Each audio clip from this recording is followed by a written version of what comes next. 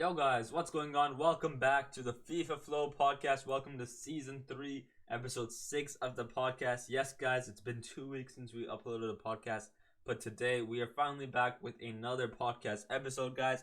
And yes guys, the pre-season has finally ended. Normal seasons have began, at least for Premier League, Bundesliga, as well as the Ligue 1.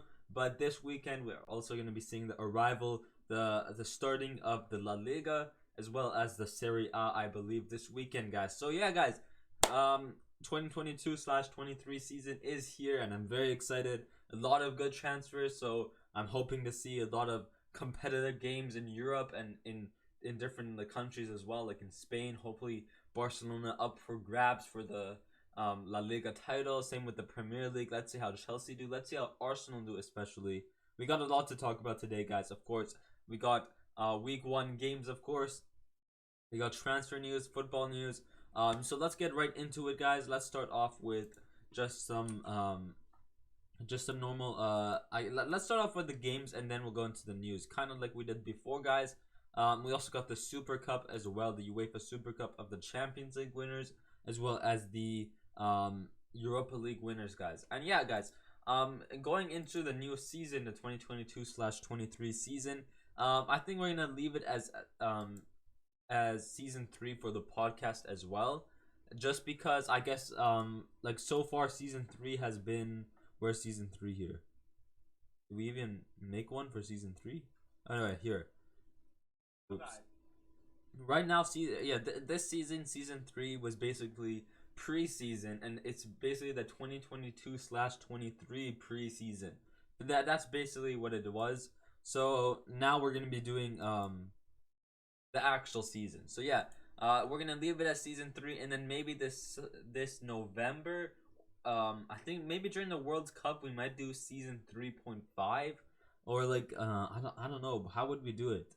I don't know, a season 3 special, like yeah, I don't know. I think we'll have a whole separate season, or like I don't know. I wouldn't really call it a season. I guess kind of a I'd probably say like a playlist. So like one playlist for the actual football 2022/23 season, and then we're gonna have another playlist for the World Cup. So yeah, that's until November, guys. Of course, they had to do the World Cup in November. Bro, the World Cup is in Qatar. It's been delayed to Qatar, and even in Qatar, they still need aircon in the stadium. Like, bro, just choose somewhere else. I mean, when they got the oil, when you have oil, you have money, and when you have money, you win bids to host the World Cup. But yeah, guys, let's get right into it. Let's start off. Let's start off with, of course, my favorite team, Ici Paris. Of course, you guys can see it right back there as well. Let's start off with Paris Saint-Germain, of course, topping the Ligue 1 table. Of course, it's only been one game, so everybody is kind of drawn at 3 points. Marseille, Lyon, or actually no, that's not Lyon. That's Lille, Montpellier, Lens, Monaco. Of course, Rat Yetter there. I think, not I think I do know. Lyon as well, with the arrival of Lacazette from Arsenal, guys, as well as Lorient, and then we have some draws here as well, with of course the losses as well, guys.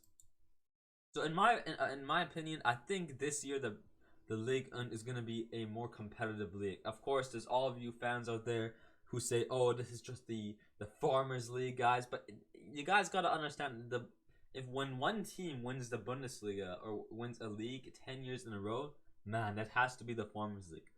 With the Ligue 1, as least someone who watches the Ligue 1 like every week, of course, I'm a Paris Saint-Germain fan. I watch the Ligue 1 every week. Just something about France, like even if PSG are not playing, if Monaco are playing, I love to watch Monaco. I love to watch Lyon. I love to watch. Actually, no, those are like Lyon and Monaco are probably the 2 other teams I'd watch in France, just because Lyon, they got Hussein Aouar, who I really like. They got Lucas Paqueta. They got Thiago Mendes, and then of course with Monaco, they had Chouameni, but now they still have the Rat Yetter, Ben Yedder, of course. So I think just something about France, I really like France. Even the national team of France, one of the best teams, if not the current best team, strongest team in the world, who I think are probably the highest. I guess to like if in the whole world, if the like I think in the whole world, like popularity, France are on number one to win the World Cup, like popularity. So that's why just watching the league on, that's what I'm used to. And when I do watch the league on, you can definitely tell it is a competitive league, guys. But yeah, people are saying, oh, just because PSG have the oil, just because PSG are the biggest team in the league on, it doesn't mean we're the strongest team in the league on. Like if you take a look at last season, I know we did win the league by quite a bit here, 15 points. But if you, even when you still look, we have 4 losses, three three draws, which is at the end of the day not the worst, of course. But what I'm trying to say here is when you watch PSG's gameplay, we're definitely not the strongest. I had to admit, last season when you watch our gameplay, we're not the strongest because there's some games where we're conceding like 1, 2 or 3 goals in the first half or in the start of the game, like up to the 60th minute, and then we have to make a comeback to win the game or even to draw the game. And that's what you don't want to see. You want to be the one scoring the goal first, to have that positive mentality, have that strong winning mentality. As soon as you start conceding 2 or 3 goals, the team starts to break down, break apart, and everything just goes into shambles. And that's what you saw with PSG last season in a few more games. With Monaco, of course, with Marseille, the Marseille PSG derby is one of the craziest derbies we saw last year with Guendouzi. They had so many fights, like Mbappe and Guendouzi had so many fights.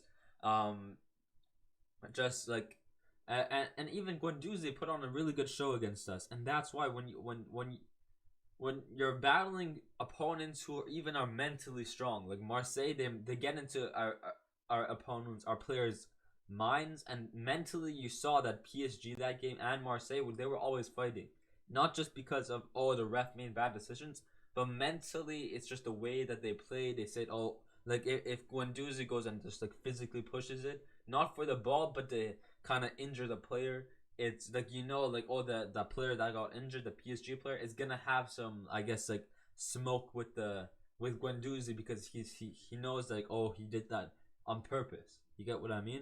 So mentally and physically, even like gameplay wise, I think last season PSG definitely had a few games here and there where they could have done better, of course, where we can definitely improve. Because when you start to concede 2 goals in the first half, that's not good. You want to be the first team to score those goals. And last season, a lot of our games, we had to make a comeback. So that's why I'm saying the Ligue 1 is definitely going to be a harder league this season, I feel like. But I mean, after watching PSG's first game this season, winning 5-0 against Clermont Foot, I knew, like, we they might as well give us the trophy already, because PSG are the best team in the world, in Europe, guys. No, I'm probably being biased there, but I'm just saying, like, PSG are definitely, in my opinion, PSG are getting first. I think Lille will get second place. I think Monaco will get third place, and then actually Lyon will get third place, Monaco fourth place. I don't know, Marseille is a pretty good team as well. But we'll go look at the other games. I did not watch any of the other games, but let's take a look at PSG's game first, guys. 5-0 against Clermont Foot. What a game this was, guys. In the 9th minute of the game, Neymar goes ahead to score a banger, beautiful goal. Achraf Hakimi also scoring a beautiful goal as well. Like, the thing with the PSG, I think Messi also got an assist with Neymar as well. The thing with PSG now is, with the arrival of Christophe Galtier, is he's more of a I guess you can say he's there for therapy for the players mentally. He knows what he's doing with the players. He's like doing a lot more team training, so the team gets to kind of know each other, get the chemistry high, because when you don't have chemistry in the team, it goes all apart, and that's what we didn't really have last season. It's like Real Madrid, I think, has the best chemistry in the team in the whole world by far. So this season we're building stronger chemistry between the players. You can see Neymar and Messi. I mean, they've always been really good together. Of course, at Barcelona we saw that in 2017. when Neymar was killing it against PSG 6-1 in the second leg of the Champions League. But you can definitely tell that even now they have a stronger connection. Like you can tell Neymar, Messi, they're more ready to play. Sergio Ramos, Marquinhos, more of that physical big captain role player.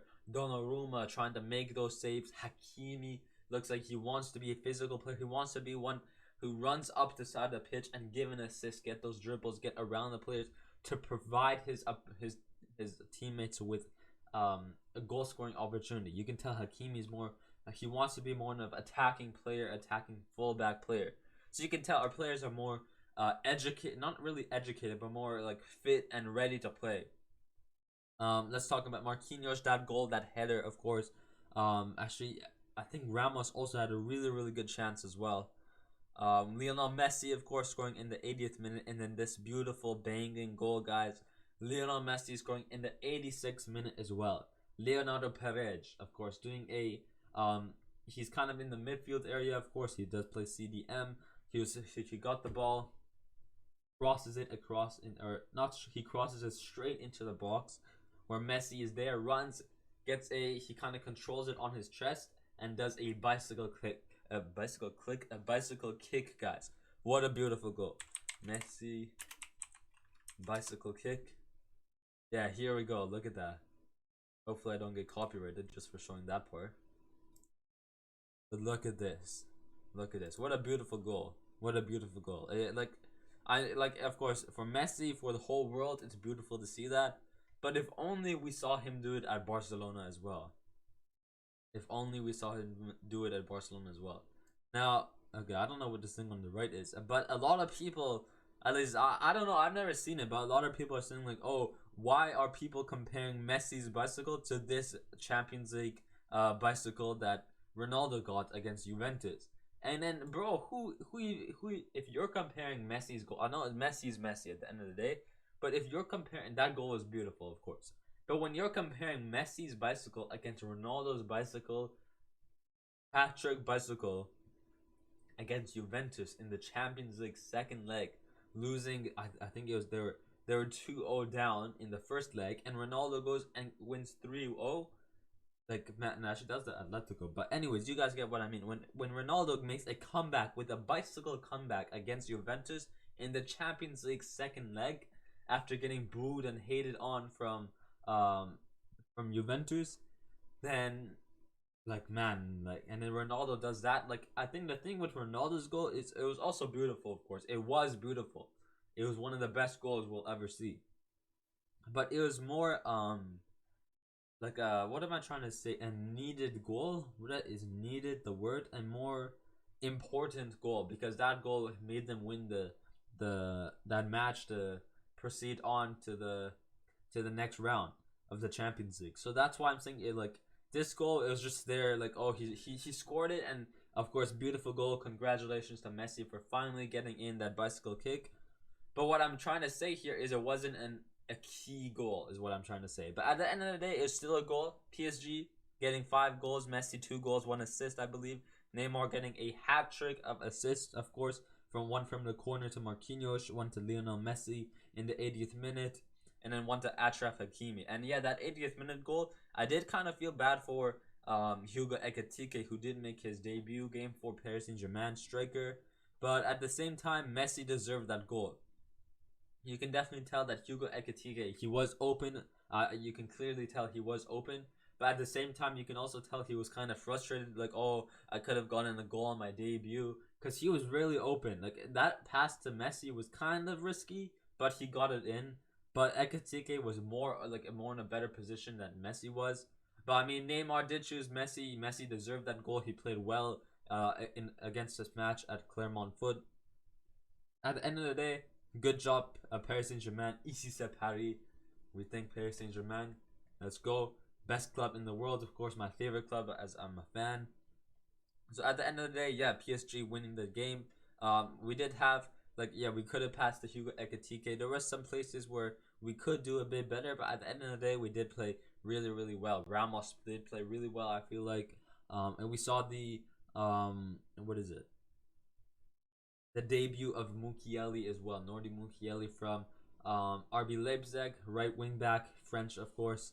So it's good to see that PSG are getting more these French players. Right now we're kind of more of a national team. We got Spain, we got Portugal, we got Argentina, we got Brazil, we got Italy. So now we're getting more of the home the uh home country players like French. We're getting French. What am I saying? We're getting French players. I was gonna say France and French. We're getting more French players in the team. As of course we are PSG. We're from Paris in France, so it's good that we're getting more home blood players from France into the Paris team because I guess they have more. I feel they feel more comfortable in their home country. That's what I'm trying to say. So it's good that we're seeing Nordi Mukiele, of course Mbappe, who did decide to stay until 2025, of course, because it was in his home country. And then of course with Hugo Ekitike, we got Kimpembe as well. So yeah, guys, PSG looking more of a bigger team, more positive, more ready to play team, more fit team. So let's get it. Ici c'est Paris. There's still a few more signings which we could get, which we'll talk about a bit later. But yeah, guys, that's the first game for PSG. Is there any really other games I wanted to talk about? There is this Los Lille 4-1. Marseille against Reims. So that's not a bad game, of course. Two really good teams. I mean, Marseille getting second in the league last season, but Reims, of course, not the worst team, but I mean, not the best either. Like, not a top 10 team. Like what they get last season. Yeah, they got 12th last season. Like a mid-tier team. And then, what else do we have? What other games do we have? Nantes Angers 0-0. Okay, not bad. Two mid-tier teams as well.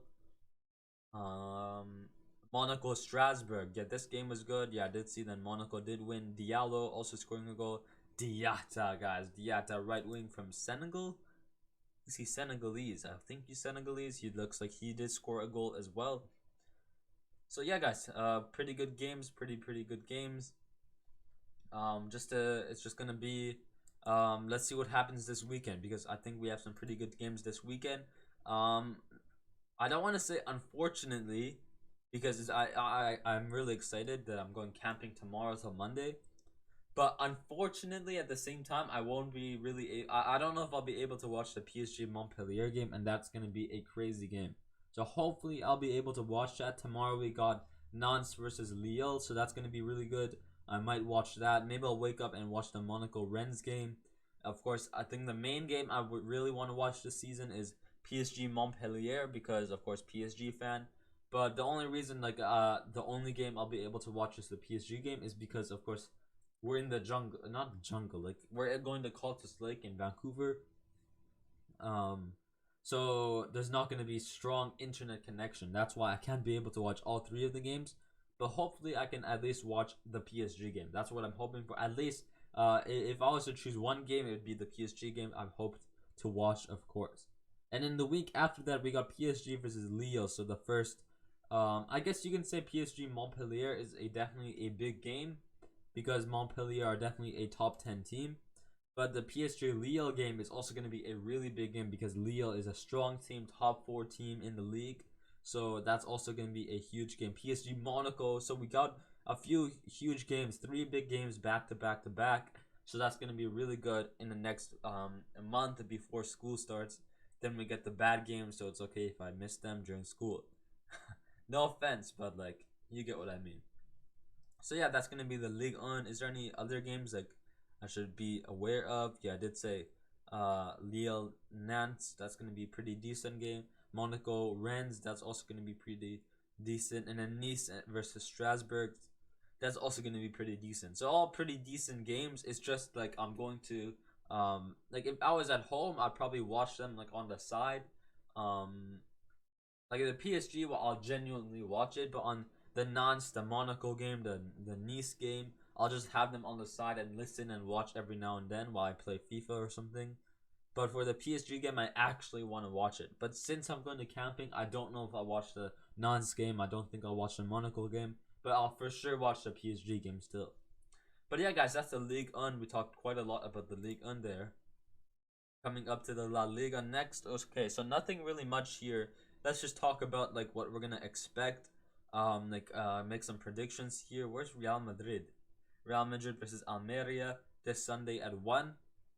So I guess not the really a huge start for the game, like a huge opponent. Like it's not like Madrid Barcelona for the first game. So at least yeah, let's see how Real Madrid would play this game. Of course, let's talk a bit about Real Madrid. Of course, Real Madrid getting the new arrivals of Chouameni, Aurelien Chouameni, CDM from France, of course, French CDM just left Monaco as well.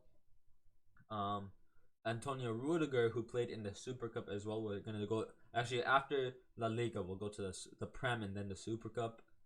So yeah, Real Madrid. Let's see what are their plans for. What am I trying to get here? What are the plans for getting a new striker? Because I don't know. Are they gonna get a new striker? Will they get a new striker? I don't know what their plan is to do. But I think I don't know. There's quite a few good 30-year-old strikers who can guarantee them goals. Muriel is one that I'm thinking of, who's had a pretty decent season last year. There's Zapata, Muriel. So I think looking at the Serie A, there's some pretty the good 30-year-old strikers. There is, of course, people are all saying like, oh, get Cristiano Ronaldo, but of course, Papi Perez did say that Papi Perez did say that Ronaldo will not be an option for Real Madrid. Like, why Ronaldo? He's 38. Why bring him back? He's 38-year-old.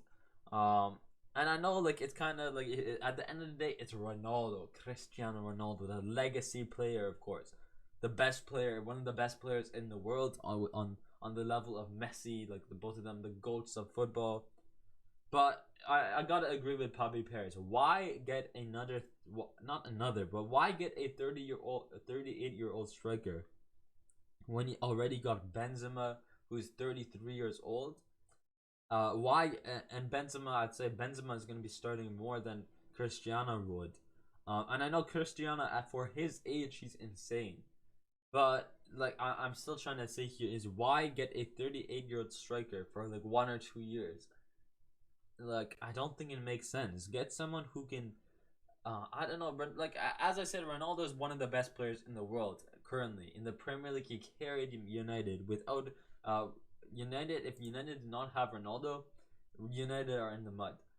But still, I do agree. Like, why get a 38-year-old striker when we can use money on someone who's younger, who could possibly get an extended contract depending on how he performs. Someone like, of course, like Mbappe. If Mbappe was to stay for 1 year, like if Mbappe was still 18 years old, he went to Madrid. He stayed for a 1 year deal.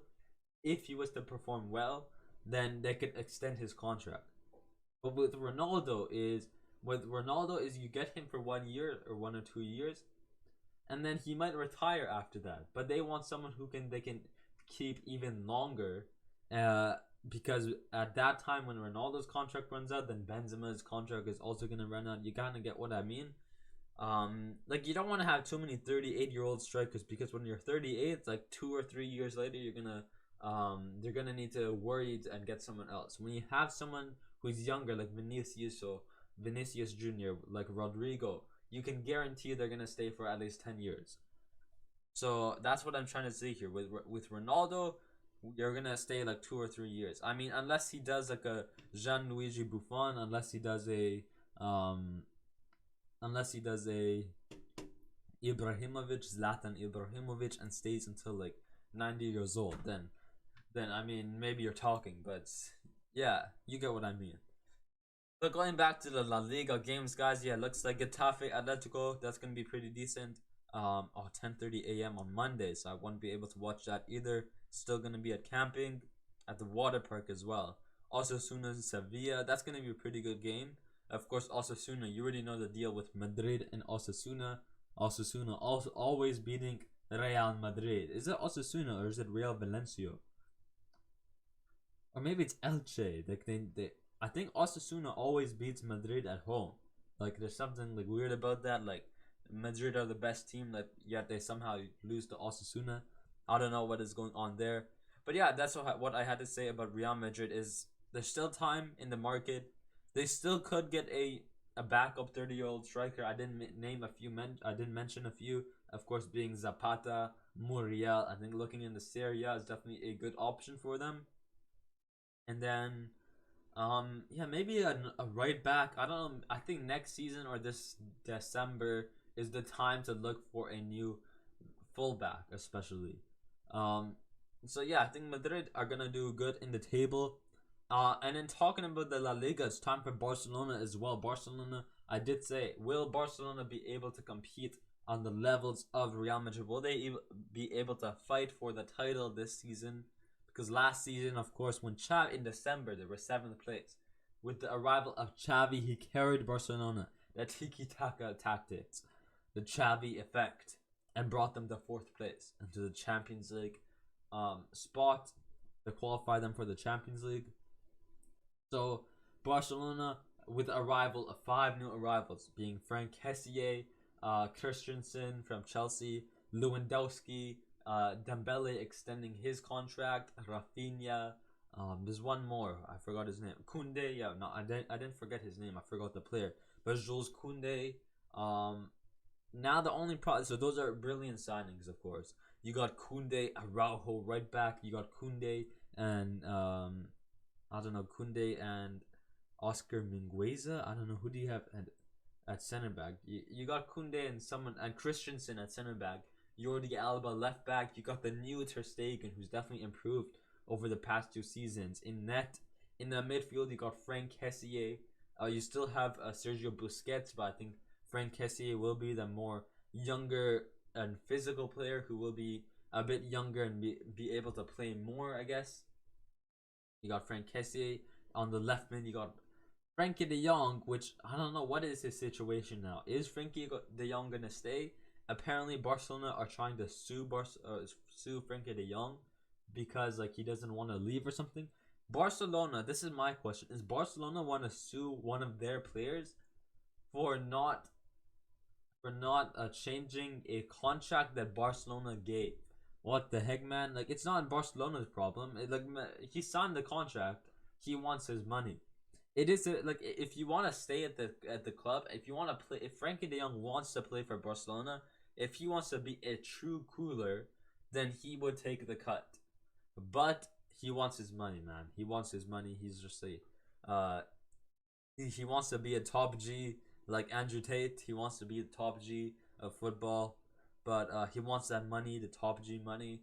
But if he was a true cooler, then he would take a pay cut like Papi PK. Apparently, Papi PK will be taking a pay cut so that Barcelona can register players like Frankie De Jong, or not like Frankie De Jong, like Frank Hessier and Christensen.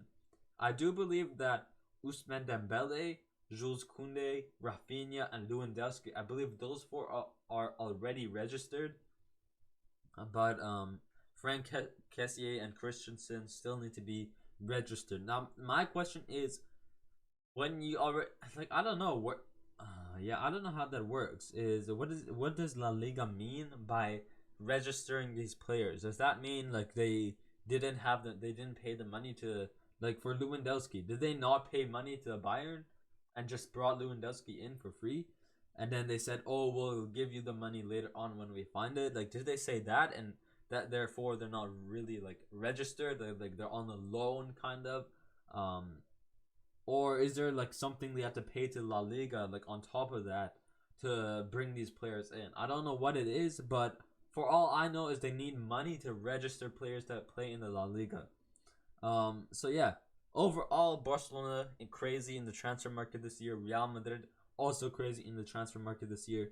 I do believe that Barcelona, if nothing messes up, if they keep Rafinha, who's had a brilliant preseason, his skills on the pitch, his skills on the ball, he did that kind of step over nutmeg just a few days ago. So like Rafinha doing brilliant stuff. Lewandowski, who's a bit iffy now, but I mean, once he gets more play time, once he gets more play time and gets more opportunities, I think he will be up there and scoring goals. And then same with Frank Kessié. Will he be the midfielder, the CDM that Barcelona needed?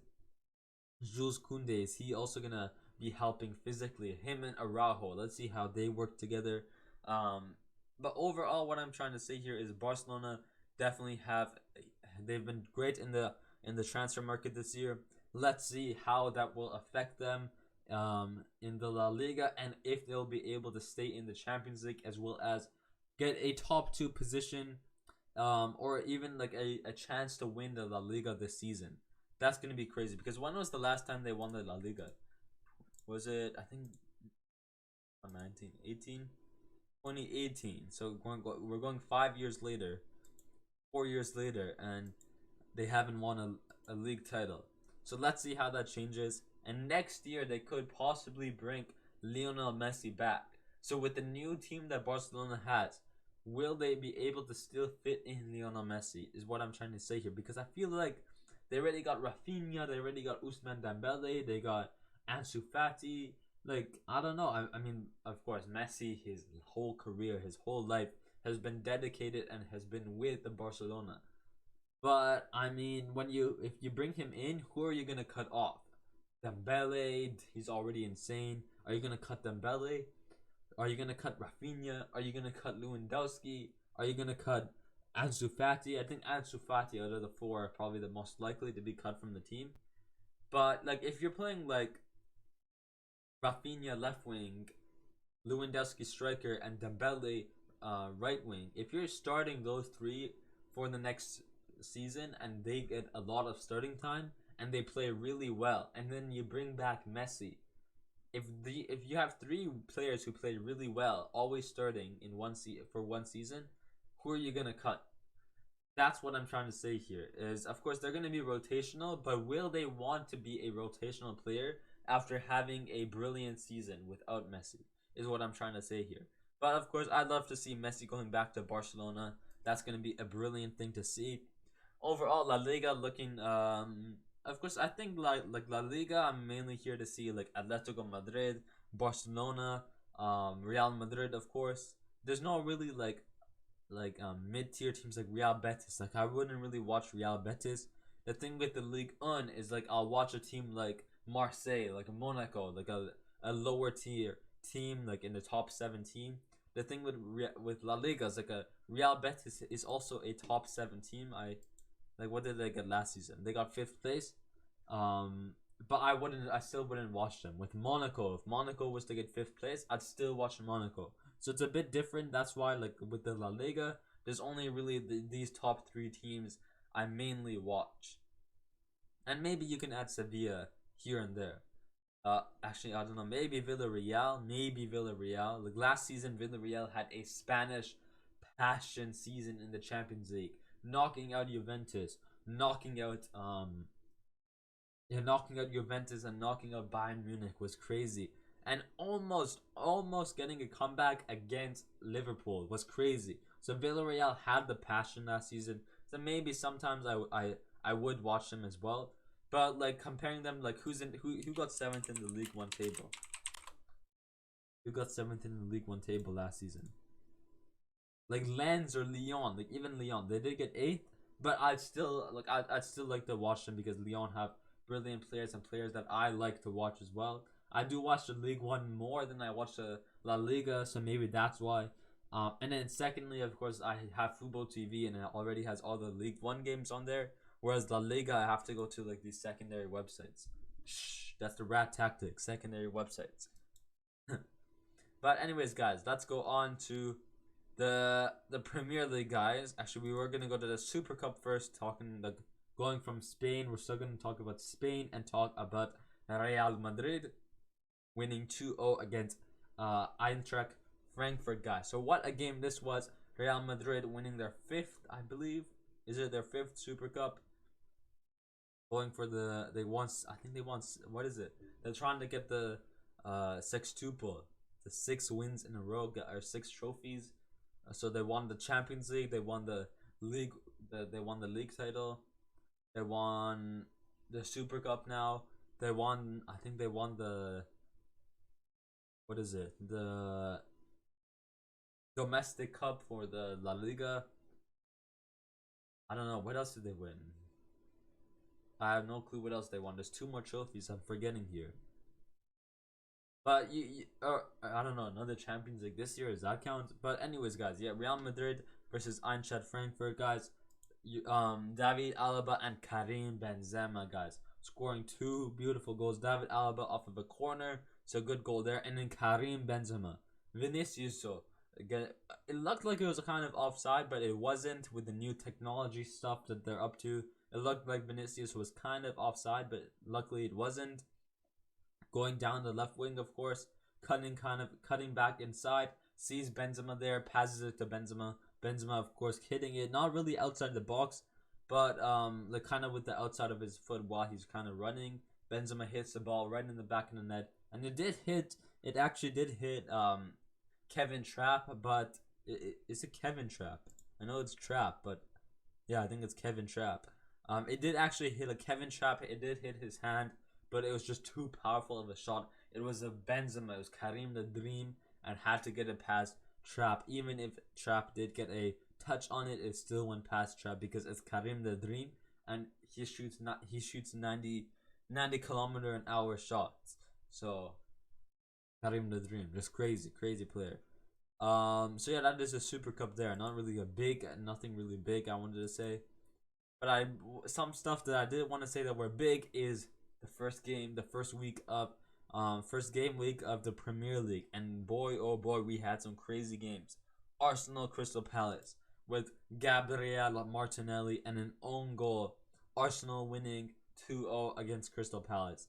Not the craziest game, but Arsenal overall looking like a huge beast team. Gabriel Jesus, Gabriel Martinelli, Bukayo Saka, Shaka, Thomas, Odegaard, Martin Odegaard. You got Zinchenko from what's his name? Zinchenko from Manchester City, who I think is a really good signing for Arsenal. You got Gabriel. You got Saliba, the Frenchman, who I think is Arsenal's like top 5 players. Like not just in the center back top 5, for sure maybe the best player in defense for Arsenal, but I think in the whole team he might be a top 5 player. I think Saliba is definitely a better player. He starts over Gabriel and Ben White. And then you also got Aaron Ramsdale in net. You got Kieran Tierney, who could play right back. Like you got Zinchenko left back, Kieran Tierney right back. You play Ben White, or you play like Gabriel and Saliba in the center back positioning, and then you put on Ben White later when one of them get tired or injured. You got Nicolas Pepe. You got I don't know who else they have, but I think yeah, overall, like the players that I did just mention, Arsenal, definitely have a stronger team. And who's the Arteta, he's more passionate for the team. Arsenal definitely love the way Arteta plays. The team loves Arteta as well. So I think the manager is doing brilliant. Like he brings the team closer together. Same thing with Galtier, as I said, Christophe Galtier bringing PSG, bringing the team closer together. Same thing going on with Arsenal here as well. So I do think Arsenal will get top 5 again. Hopefully the top 5 will be in the Champions League qualification this time. But even if they get like 5th place, it's still not the worst. But hopefully we can see them in the Champions League. I think if we don't see them in the Champions League next season, there's something going on. They need to make a huge signing, maybe a new manager, because they need to get in the Champions League. When is the last time they were in the Champions League? Let's take a look. Oh god.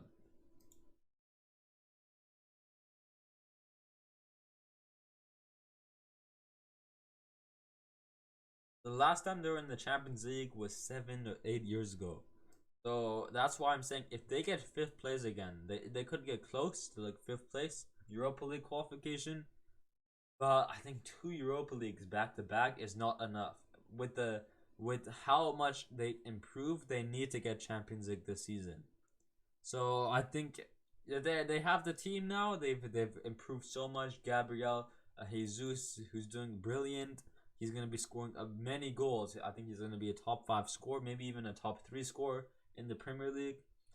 they should be able to win more games, be more of a top, like a big six, and actually a big six team, and hopefully have a chance in the Champions League. But yeah, guys, it looks like Arsenal, of course, facing the one and only Patrick Vieira, who is the manager of or the coach of Crystal Palace, former Arsenal player and captain as well. So I wonder how he felt. I wonder how he felt. But yeah, guys, good game, good start for Arsenal. Let's go on to these other games. Of course, we had Fulham and Liverpool, man. The Serbian, the best striker in the world, Mitrovic, guys. Alexander Mitrovic, coming from the championship, the EFL championship beast himself, Alexander Mitrovic, guys. Scores. He made Van Dijk and Trent Alexander look like look like they were nothing.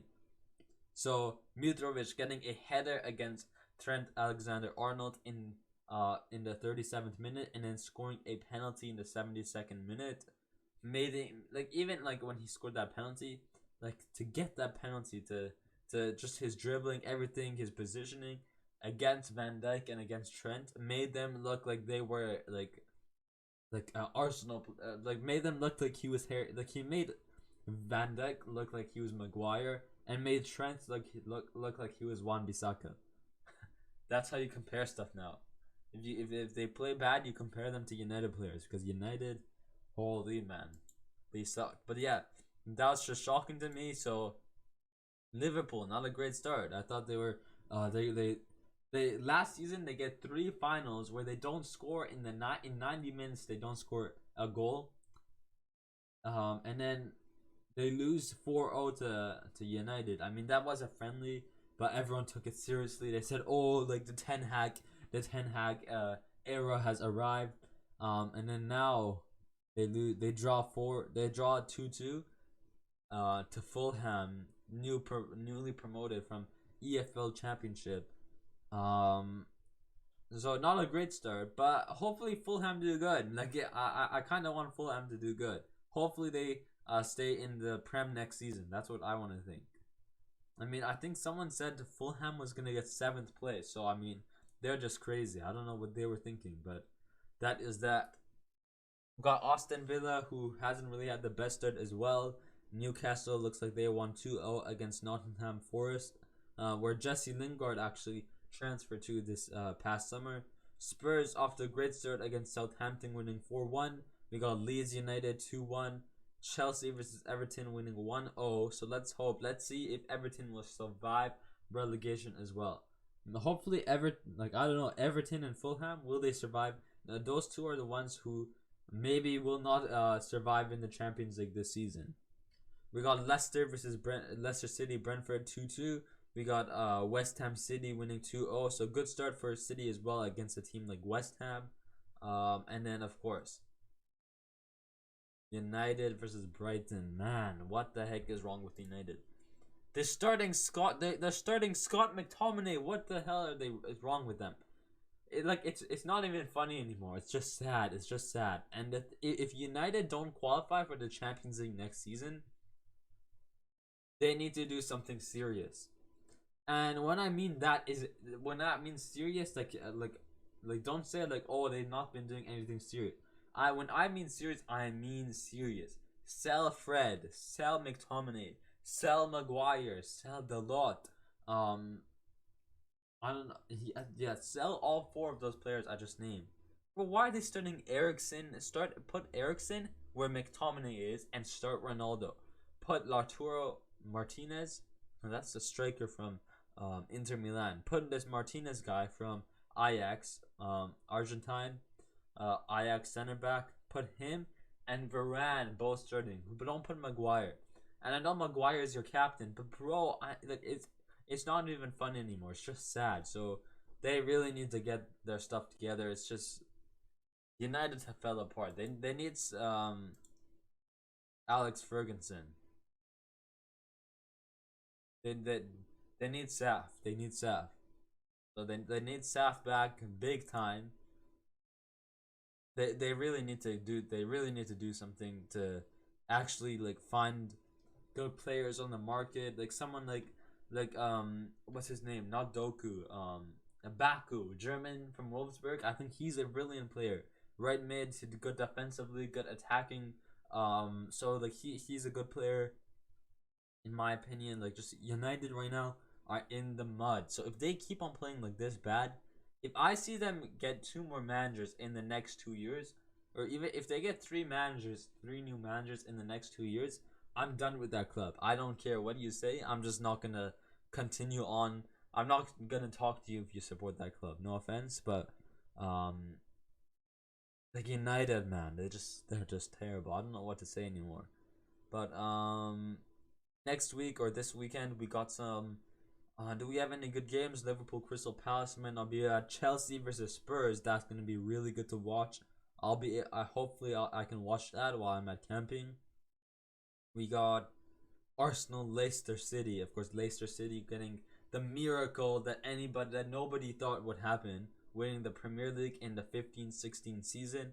Leicester City versus Arsenal, who both teams used to be glory teams, but now kind of mid-tier teams who kind of flopped. So we got the battle, the glory to flop teams, Derby versing each other. But yeah, that's the Premier League there for you guys. Bundesliga, nothing big to talk about. Bayern Frankfurt 6-1. I think it was like 4-1 in the first half, and everyone was like, "What the heck?" I mean, you might as well give them the trophy. So Bayern Frankfurt, that was crazy. That's a crazy game. I think that's really what I wanted to talk about for games. Um, yeah, mainly just I don't know. Maybe next week we'll talk about Bayern more, but those are really the two. Like I wanted to talk a lot about the Ligue 1, and then the Premier League as well. We talked a bit about that as well the La Liga as well. But let's go to some transfer news. Give my thoughts on some of these transfers, guys.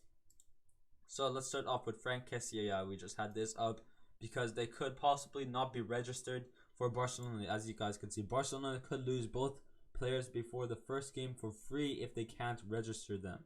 Top of comedy, bro. What? Damn. Imagine their former clubs getting them again, but for free. Oh my. What the heck? Then I bet Kessie going to Chelsea. Oh my. Kessie come back. Is the same for the last 2 years. We still register them. Just wait to see.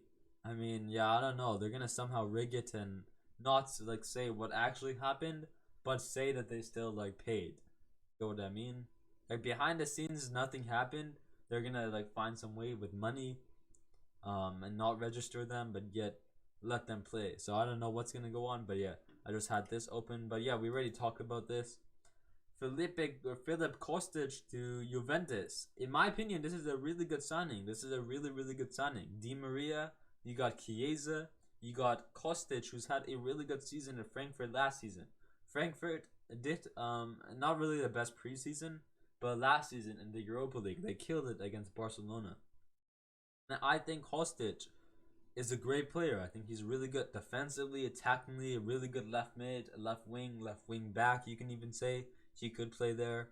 So I think he's like, of course, the Serbian with Mitrovic. The like that pairing of Mitrovic striker, Kostic left wing. That's a pretty good pairing right there.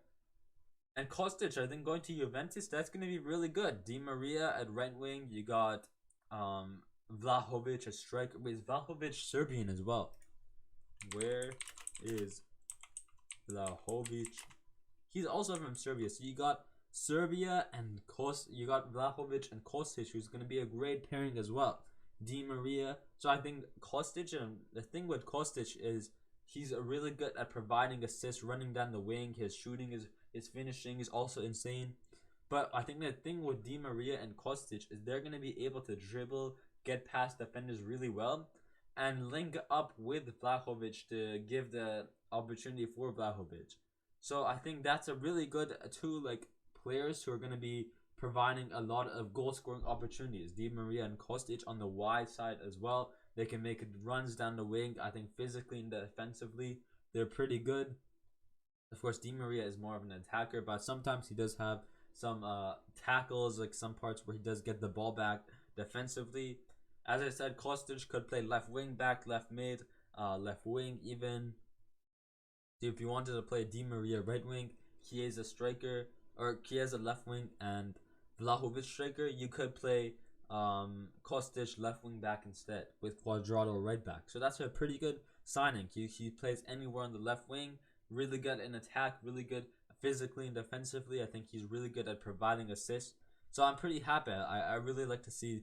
I'll be watching more Juventus next season because it's also on Football TV, which I do have. Premier League, League One, and the Serie A all on Football TV. So what an app it is.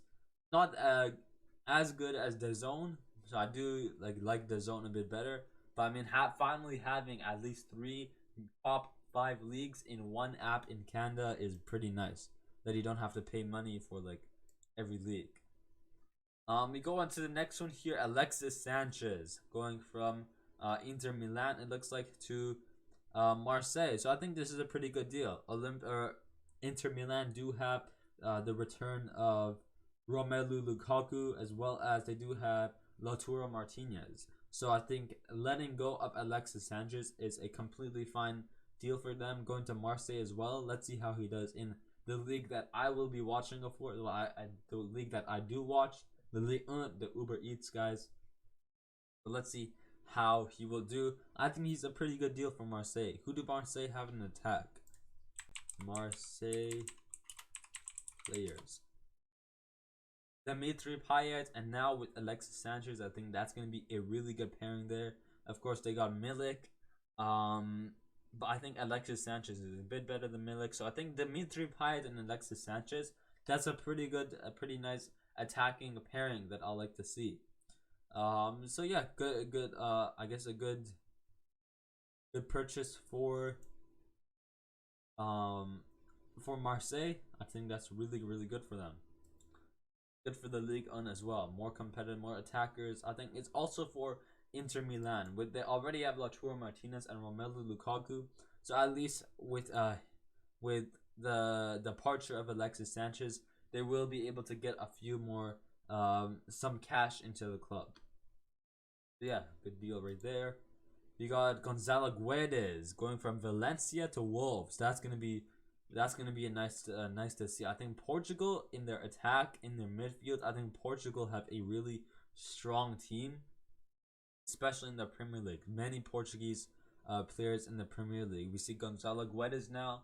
I think Gonzalo Guedes. You got Palhinha. I think he's still at Sporting, I believe, though. But you got Gonzalo Guedes. You got Neres. Is it Neres or Neves?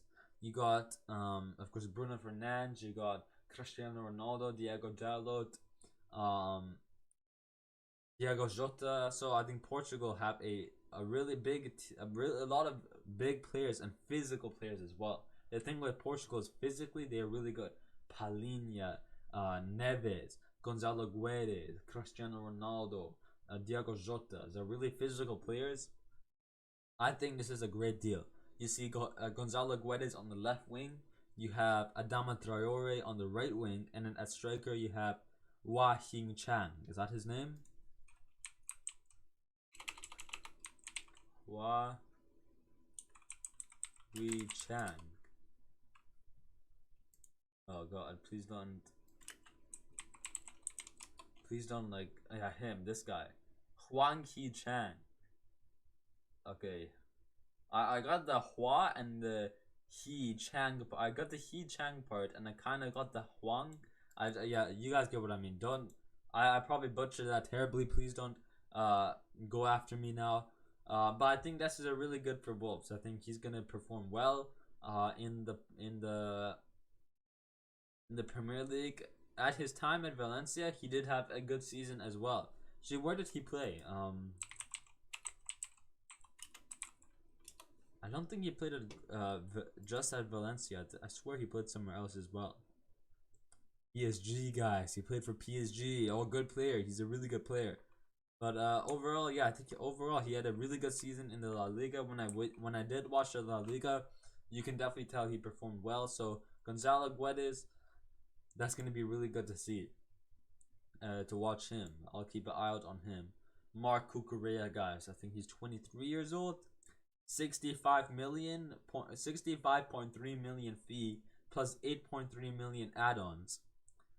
And from Brighton as well. So they're paying like 75 million for a Brighton player, no offense.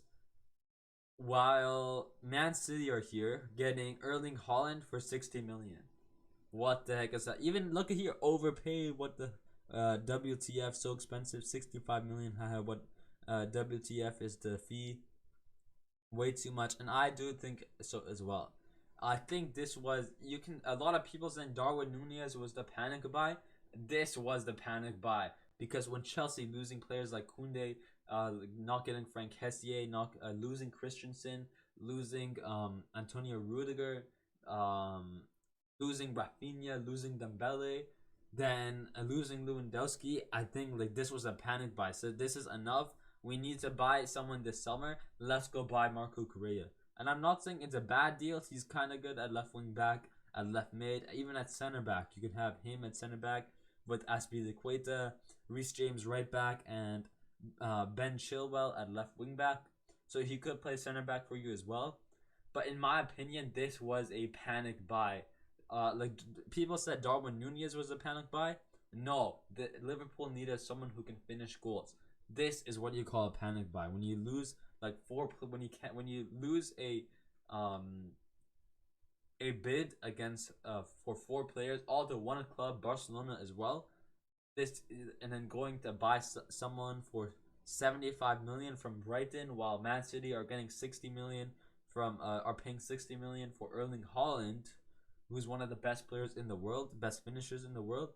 This is what you call a panic buy. So let's see how he performs. As I said, like he could fit in the team. Like I guess like he's a decent player from Spain, of course. Left the La Liga last season, went to Brighton, and then now going to Chelsea for almost 75 million from Brighton. I guess you could say he could play like he's kind of a Rudiger or a Christensen backup or like a new replacement. You could play him center back with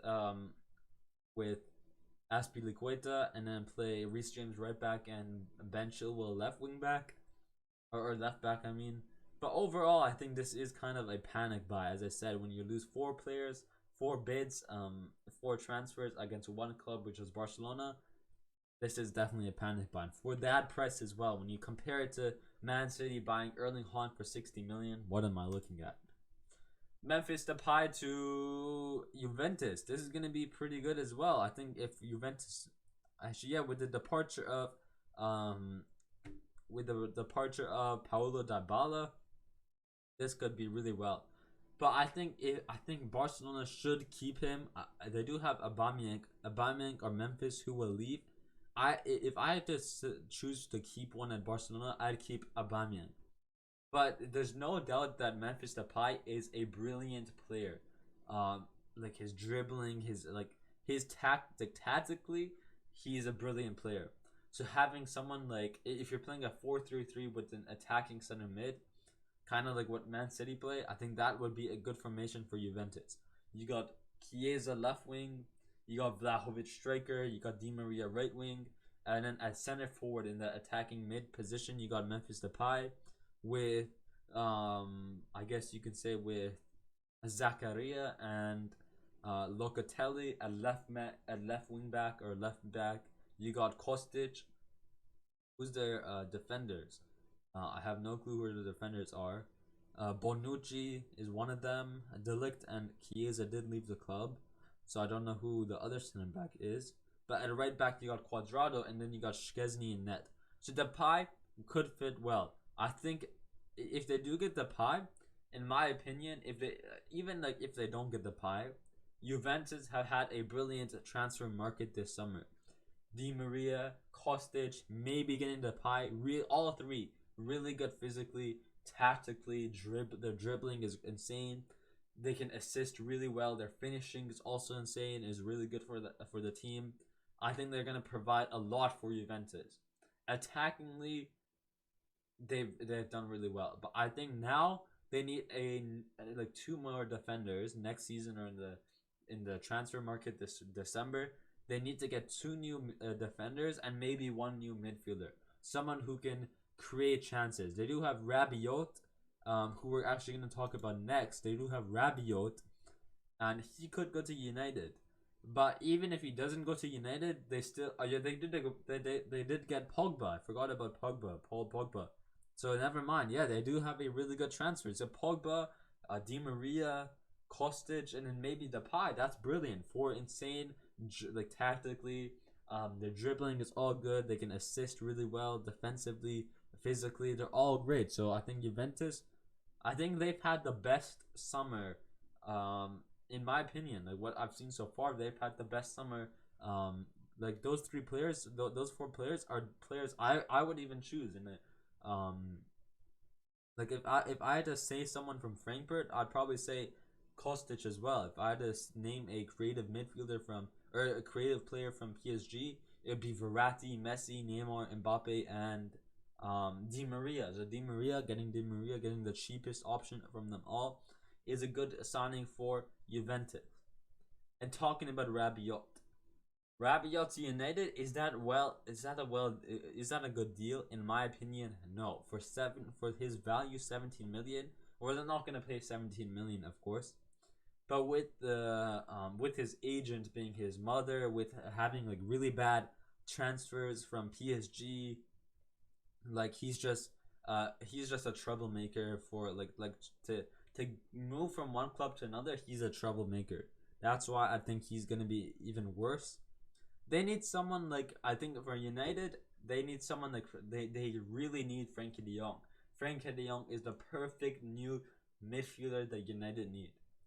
If they kept Paul Pogba and had Frankie De Jong, United are set. I feel like they would have a good season, but unfortunately not. Look at this. Sell Ronaldo, bring Arnautovic, top class bargain. Oh my god, what type of move is that? Both good players, but seriously, for Man United, yeah, I definitely agree. Man, Arnautovic and Rabiot, can they not have chosen any worse players than this? And man, what the heck am I looking at? As I said, they need to improve. They really need to improve. This is not even a joke anymore. They need to get their stuff together. Yeah, there's also this one here. It looks like done deal. Here we go. Of course, we got the here we go, like Fabrizio Romano, and it looks like Timo Werner going from RB Leipzig to Chelsea 2 seasons ago in 2019-2020 season, going from RB Leipzig to Chelsea, and now going back from Chelsea to RB Leipzig. Timo Werner, guys. Looks like his market value is 35 million. I would think they paid. How much did they pay? It just said right here. Timo Werner, Chelsea to RB Leipzig for 20 million plus 10 million add-ons. So that's a pretty good deal. I think they sold him to Chelsea more and now have bought him less. So that is a pretty good deal there. I think he's gonna have a good season in the Bundesliga. Him, Christopher, and Nkunku. I think RB Leipzig is definitely a really good team. Like, who do they have? RB Leipzig. As I said, Nkunku, Timo Werner. Yeah, he is really good. I don't know how to say his name. Laymer in the midfield. Yep, of course. Andre Silva. And didn't he go to Frankfurt? I swear he was at Frankfurt.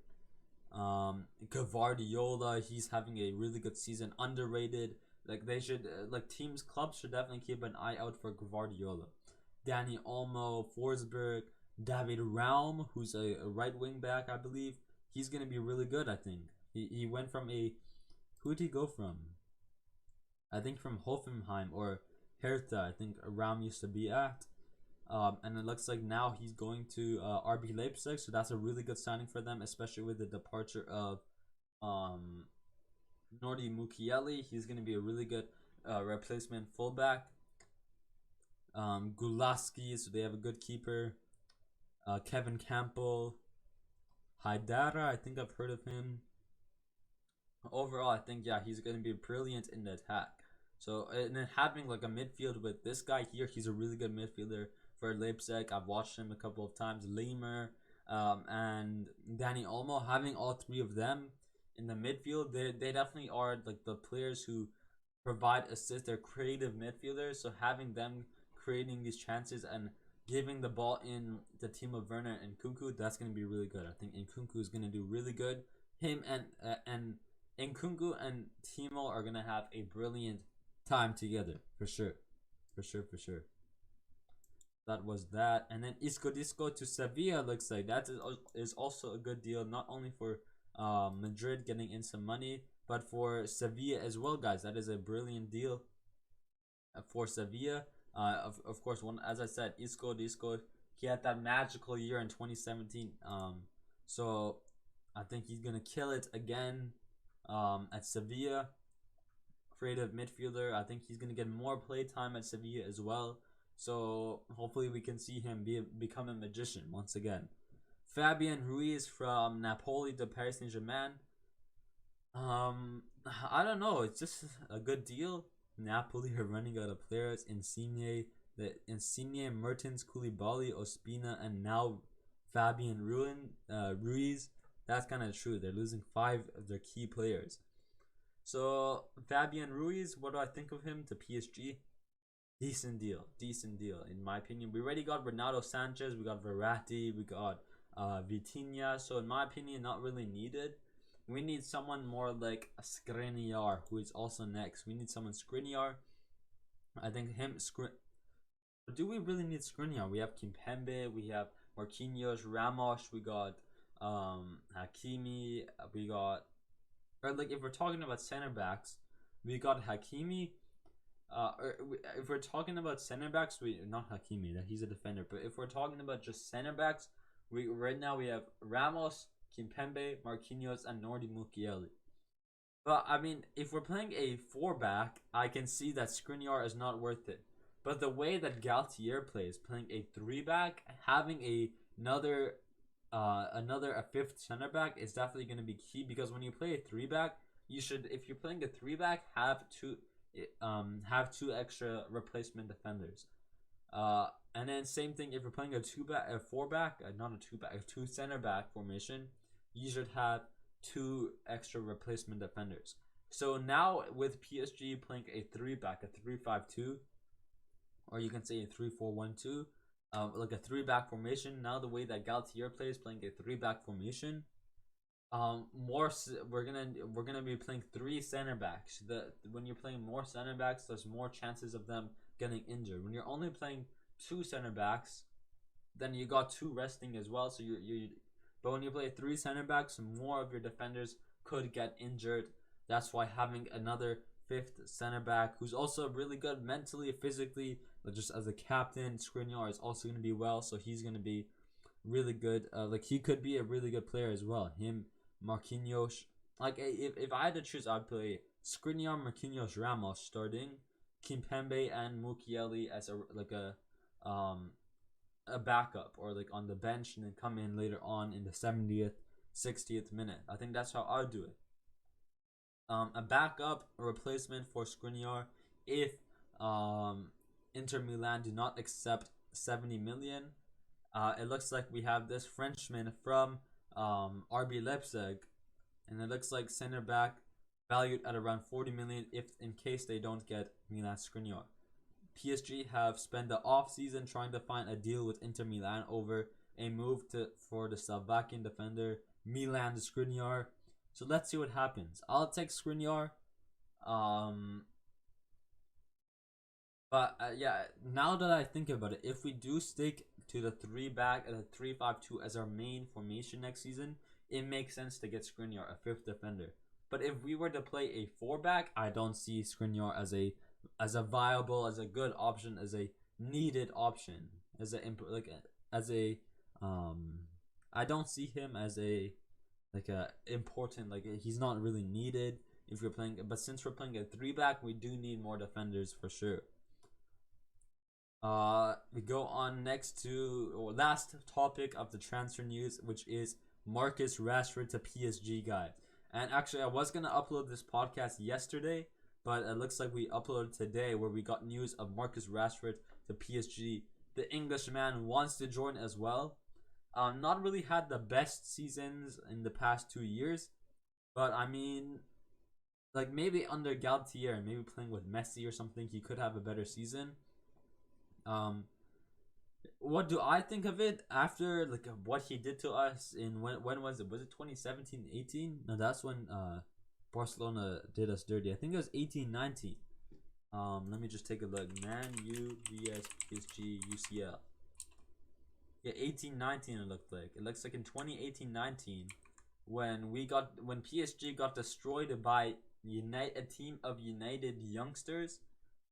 And Rashford was part of that young team who beat PSG.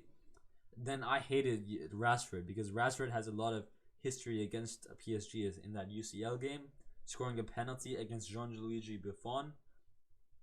But now that I think about it, of course he really hasn't had the best seasons. But maybe under Galtier, maybe with PSG, he could be getting better. Like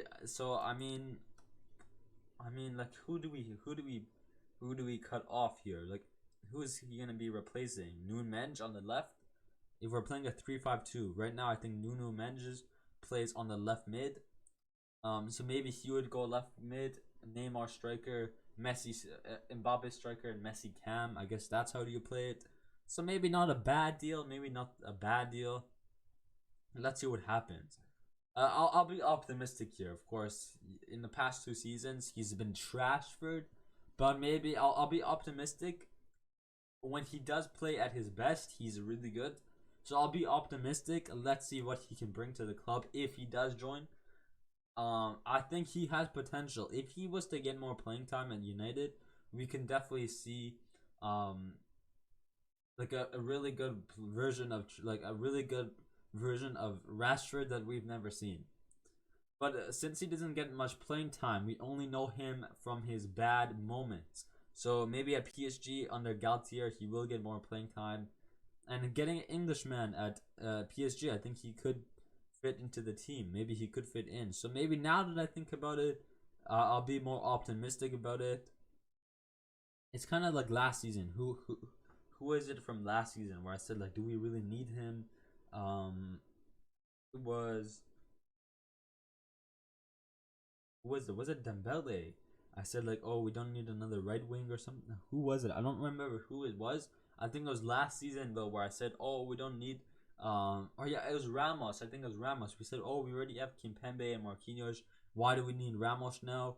But then of course, look what he's turned to be. Why did I hate on Ramos?